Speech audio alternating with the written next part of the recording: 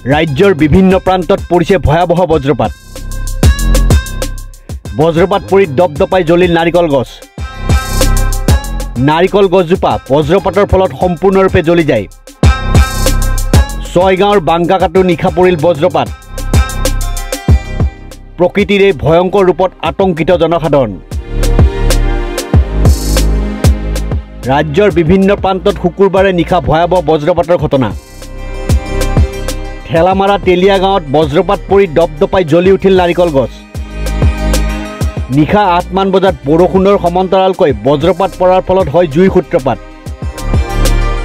প্ৰায় ৪০ ফুট ওখ নাৰিকল গছ এজোপাত বজ্ৰপাত পৰি হঠাৎ জুইৰ সূত্ৰপাত হয়। নাৰিকল গছজোপা বজ্ৰপাতৰ ফলত সম্পূৰ্ণৰূপে জ্বলি যায়। আনহাতে যোৱাকালি ছয়গাঁৱৰ বাংকাকাটো নিশা পৰিল বজ্ৰপাত। এই বজ্ৰপাতৰ ফলত কোনো ক্ষয়ক্ষতি হোৱাৰ খবৰ বৰ্তমানলৈ অহা নাই। প্ৰকৃতিৰ এই ভয়ংকৰ ৰূপত আতংকিত হৈ পৰিছে জনসাধাৰণ।